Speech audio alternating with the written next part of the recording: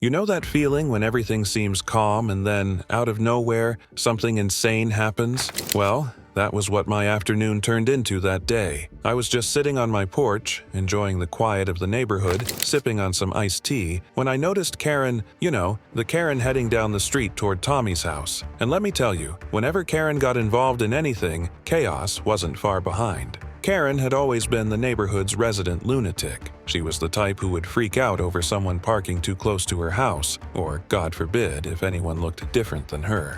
Middle-aged, with that annoying bob haircut, she walked around like she owned the whole street. Most people stayed out of her way, probably because she was unpredictable. But Tommy? He was the latest target of her self-righteous anger. Tommy had just moved in a few months ago. He's a quiet guy, always minding his business, a family man. I've had a couple of short chats with him, and honestly, he's one of the nicest people you'd ever meet. But to Karen? Oh no, Tommy was a threat. Why? Because Tommy happened to be black.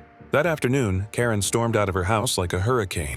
I could see her from my porch, the way she walked, her body practically vibrating with anger. She was headed straight for Tommy, who was out front, walking his dog, minding his own damn business. I swear the guy was just standing there with his headphones in, barely paying attention to anything around him. And that's when it all kicked off. I saw Karen's lips moving, but I couldn't hear her just yet. She had this wild look in her eyes, the kind that says, "I'm about to make this everyone's problem." I grabbed my phone, ready to film if things got weird, and they did, fast. She was yelling now, accusing Tommy of trespassing on her lawn. The thing is, Tommy wasn't even near her property. He was just walking his dog along the sidewalk. But Karen didn't care. She was on a roll, shouting about how Tommy was up to something, her voice dripping with racism. You could almost see her skin turning red with rage. Now, at first, Tommy didn't say much. I could see the confusion on his face, like, is this happening? But when Karen started calling him names, racist slurs, things I won't repeat here, that's when he tried to reason with her. "Ma'am, I'm not on your property. I'm just walking my dog." She wasn't having any of it. "I've seen you snooping around. Don't lie to me," she screamed. "People like you don't belong here." It was disgusting. The kind of language that makes your skin crawl. And here's the thing, Karen didn't stop. She just got worse. The worst part? She pulled out her phone and called 911. That's when I knew things were going to go bad. I could hear her on the phone, lying through her teeth. "There's a dangerous black man on my property. He's threatening me," she shrieked into the phone. Her voice was so hysterical that anyone on the other end would have believed her. You could see the smirk on her face as she watched Tommy, knowing she was about to create a storm that he couldn't escape. Within minutes, the sirens started. My stomach dropped. This wasn't going to end well, and Karen knew it. I think she wanted it to escalate. I don't know why, but it was like she enjoyed having this twisted power over the situation.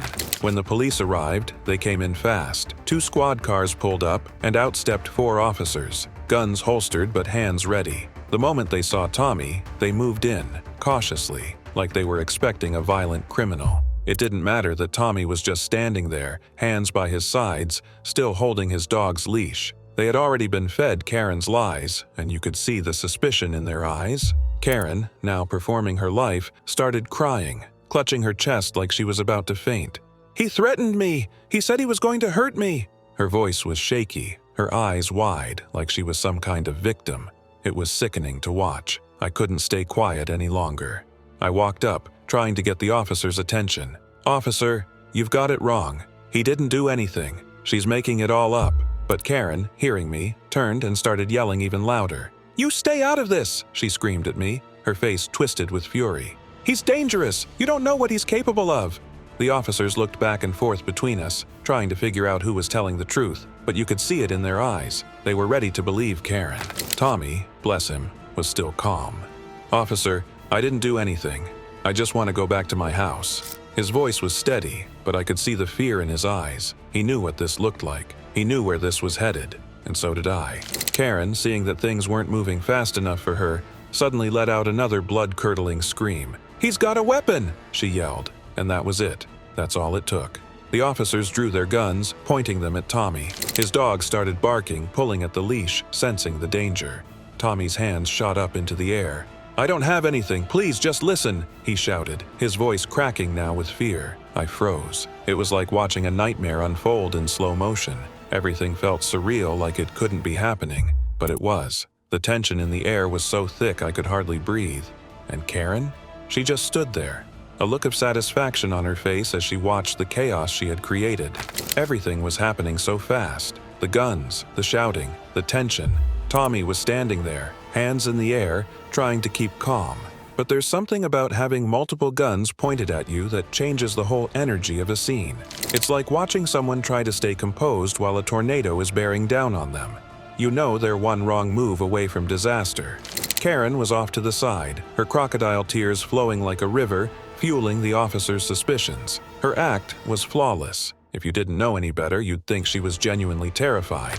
But I knew the truth. We all did. She wasn't scared. She was playing the situation to her advantage, pushing it to the brink of disaster, and she was loving every second of it. I tried speaking again. "Officer, you're making a mistake. He doesn't have anything." I was practically begging at this point, but they were locked in. You could see the fear and adrenaline in their eyes, like they were ready for the worst. All because of Karen's lies. Tommy, standing there with his hands up, looked more vulnerable than I'd ever seen anyone. He wasn't a threat. He was just a man who had the misfortune of crossing paths with the wrong person at the wrong time. The moment that changed everything came like a flash. One of the officers, jittery and on edge, made the worst decision possible.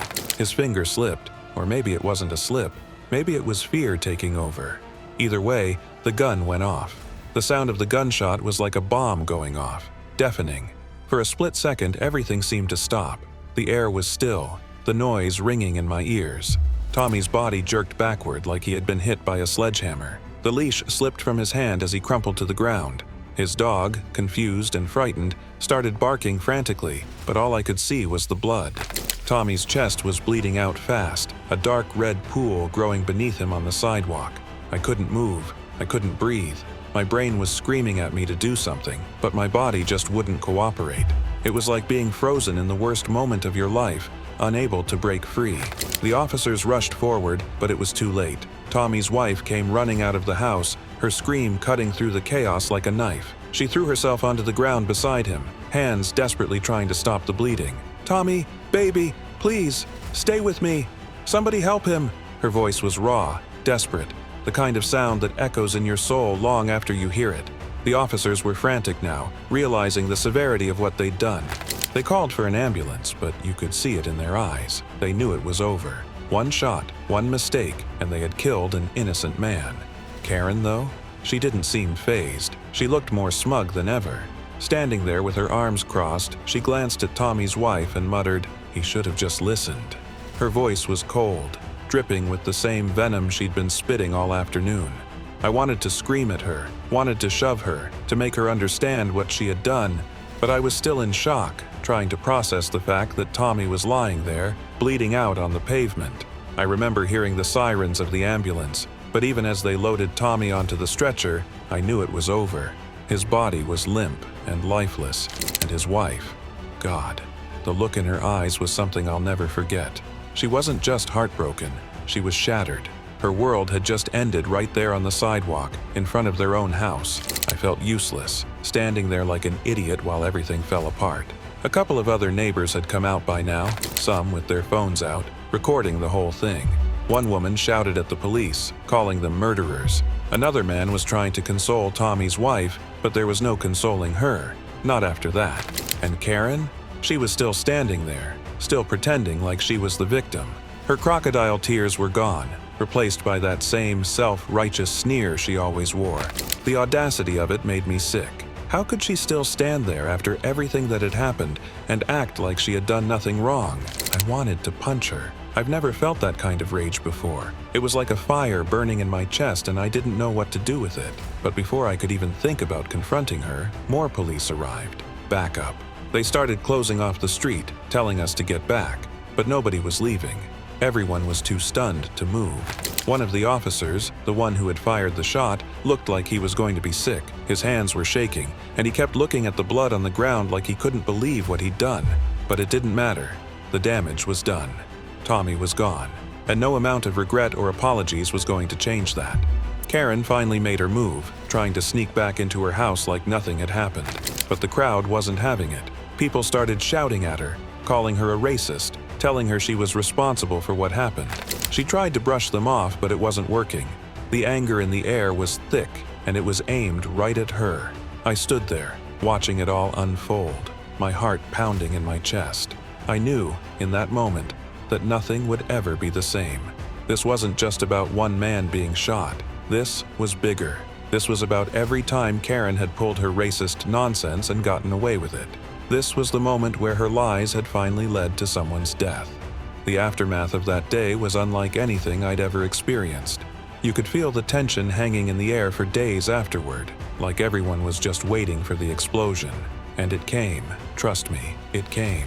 The video of Tommy being shot spread like wildfire. Within hours, it was everywhere. On social media, the news, people's phones. Everyone in the neighborhood was talking about it, whispering in corners, sharing their versions of the story. But the truth was out there, plain as day, for everyone to see. Tommy had been murdered in cold blood because of a lie, and there was no covering it up. Karen tried to lay low, but it was impossible. People were furious, and they were pointing the finger directly at her. She couldn't walk down the street without getting nasty looks, and soon enough, protesters started gathering outside her house. Signs calling her a racist, people chanting for justice, demanding she be arrested. The noise was constant, like a drumbeat that wouldn't stop. I saw her peek out of her window once, watching the crowd. Her face was pale, and she looked genuinely scared for the first time. It was about time, too. She had destroyed an entire family and shattered a community, and now she was finally feeling the consequences. But even then, she tried to play the victim, giving some half-assed statement online about how she didn't mean for things to go so far. Like that was supposed to excuse anything. It was disgusting. The police were under fire too. The officer who pulled the trigger, he was placed on leave, but everyone knew that wasn't enough. People were demanding his arrest, calling for accountability. The protests grew bigger and louder, and the streets were flooded with anger. It wasn't just about Tommy anymore. It was about every time someone like Karen had used their privilege to get away with ruining someone else's life. Tommy's funeral was one of the hardest things I've ever witnessed. His wife stood there, clutching their young daughter, who couldn't even understand what had happened. The little girl kept asking where her dad was, and every time her mom just broke down all over again. It was gut-wrenching. The pain in that room was almost unbearable. But as painful as it was also a turning point. People weren't willing to let this one go. After the funeral, things escalated.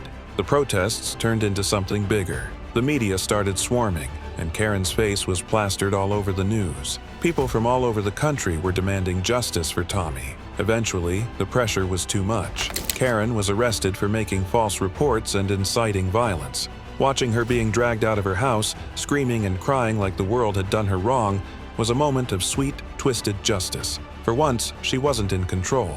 She was finally facing the consequences of her actions. The trial was a media circus. Everyone tuned in to watch as Karen tried to squirm her way out of responsibility, but the evidence was overwhelming. The video, the witnesses, it was all too much for her to explain away. She was found guilty, and while no sentence would ever bring Tommy back, at least there was some closure. But the damage was done. The neighborhood was never the same after that.